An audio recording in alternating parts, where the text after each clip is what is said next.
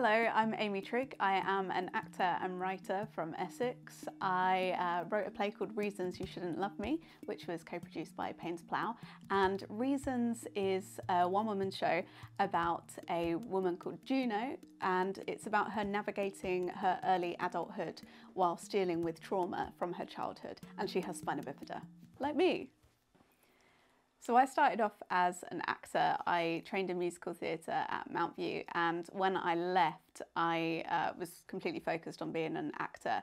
I'd always enjoyed writing, but I didn't think it was maybe the path I was going to go down. And then I realised that musical theatre at the time wasn't very keen or adaptable for a disabled performer. So I decided to ditch my singing lessons and instead invest in improv lessons and courses, and then that led to sketch comedy, which led to stand-up, which led to me being part of panel discussions, which led to me writing an essay for this book called Feminists Don't Wear Pink and Other Lies. And then off the back of that I was like, the things I've been enjoying this whole time have all been things where I've had a part in in creating the work, and so that's when I decided to focus on writing and acting as well. Reasons You Shouldn't Love Me was my first play. It was the first play I wrote, and I wrote it when I was kind of on downtime from an acting job that I was doing. It was like rep theatre, so we had every now and then we had a performance off, so I went and wrote. And I didn't really know what to do with it when it was done, so I decided to send it to everyone and anyone that would read it. So that was schemes, competitions, programmes, prizes, such as the Women's Prize for Playwriting. And I really liked the look of the Women's Prize for Playwriting because everyone just seemed supportive and kind and, you know, passionate about the work. So I felt really comfortable sharing my play with them and, you know, sharing a bit of my heart. And then eventually I was shortlisted or longlisted, then shortlisted, then was a finalist, and then won the Women's Prize for Playwriting. And it was, sounds really dramatic. I always feel dramatic when I say it, but it was life-changing because it led to my relationship with Payne's Plough and the Kiln Theatre, and led to Reasons being produced quite quickly and getting an agent and all that. So yeah, the Women's Prize for Playwriting is a yes from me. So I managed to get Reasons on at the Kiln pretty soon after winning the prize. The Kiln are amazing. I've maintained a relationship with them since getting Reasons on there. And what I love about the Kiln is that they're really open to artist authenticity.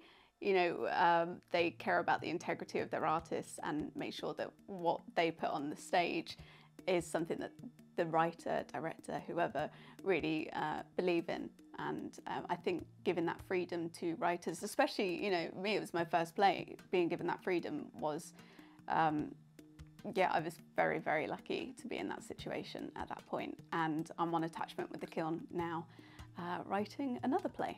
So yeah, I think we like each other. I'm really looking forward to bringing Reasons You Shouldn't Love Me back to the stage. We are going on tour and then returning to the Kiln Theatre, and it's going to be quite a different run, I think, because the first time we performed it was when there was social distancing in theatres, so we were kind of working with half capacity, I guess.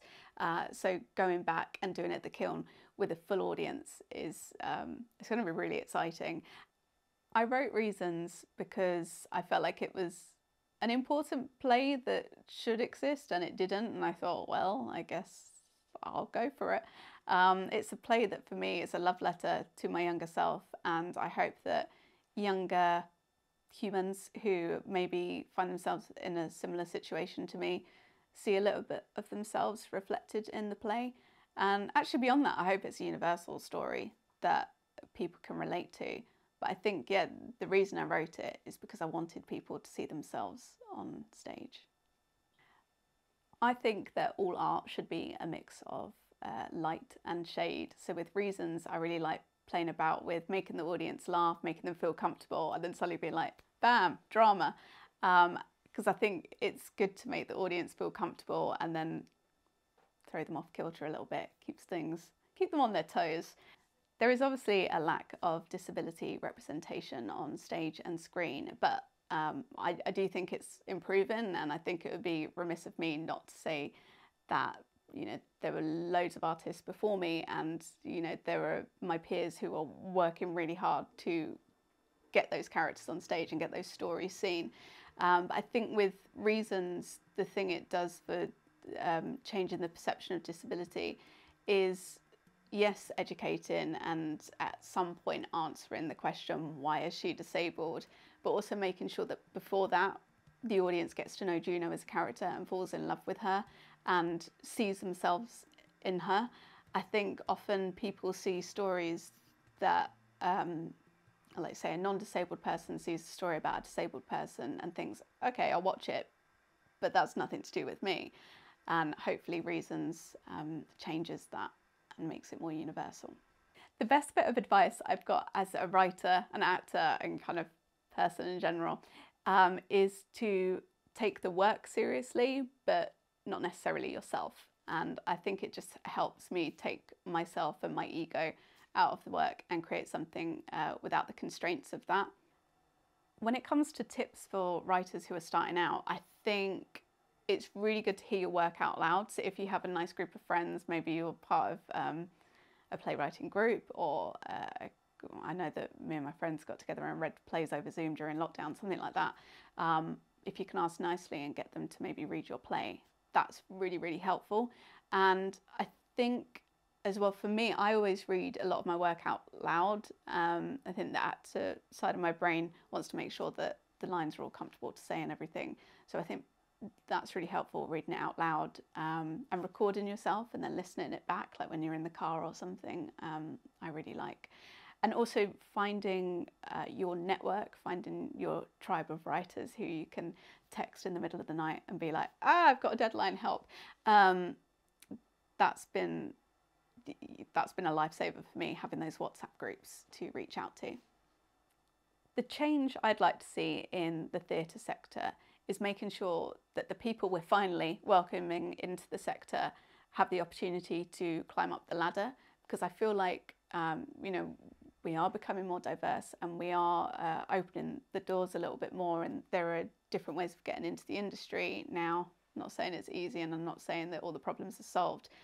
But for me, I find it difficult that most meetings I'm in, I very rarely get notes from another disabled creative.